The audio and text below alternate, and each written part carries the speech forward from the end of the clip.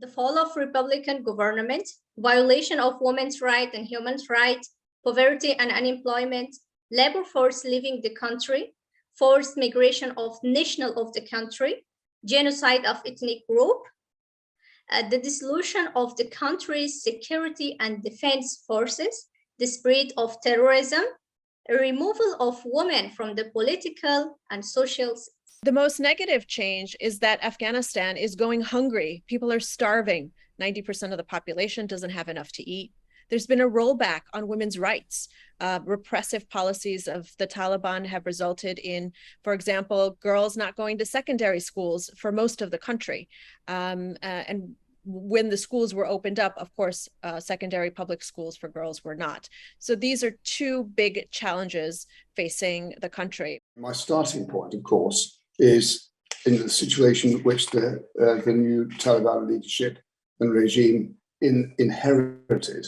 And if you may allow me, I was just going to remind everyone really of some sort of basic statistics, the sheer scale of the statistics that demonstrate some points that I'm keen to make. So World Bank statistics, a reminder, in the year 2000, life expectancy in Afghanistan was 56. By 2020, it had gone up to 65. In 2000, no females went to primary school. In 2020, 83% were recorded as going to primary school.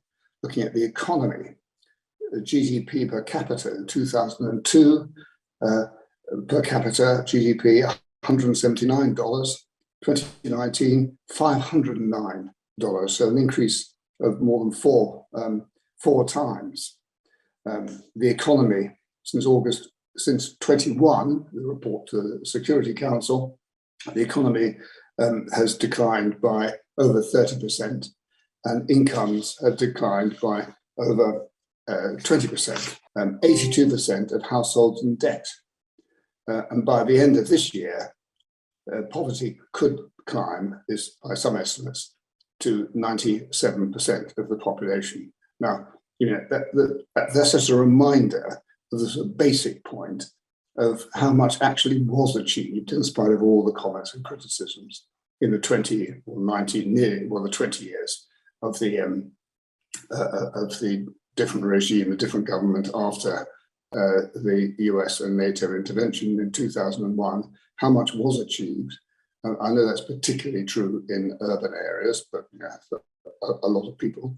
And so when we look at the statistics and the stories and the anecdotes and so on now, we have to make those comparisons. And that, of course, is why, particularly for people who invested time and personal commitment and so on to Afghanistan, it can be such a depressing subject.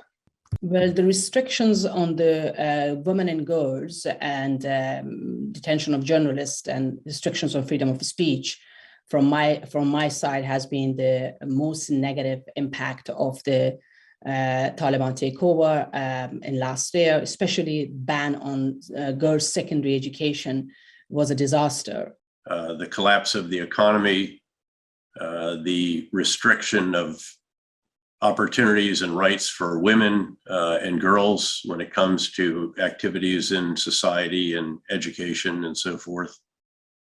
Just the generally oppressive regime concepts, the increase of activity by the Islamic State Khorasan group, that's the affiliate of the Islamic State operating in Afghanistan and Western Pakistan, and then probably the sheer challenge when it comes to all but maybe 10% of the population getting enough to eat on a daily basis. The malnourishment is very, very widespread and truly tragic.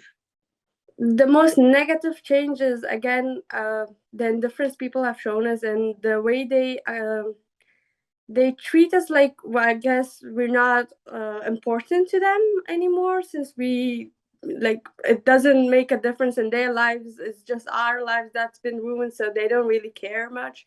And the fact that they want us to come to terms with the Taliban, which is absurd, to be honest.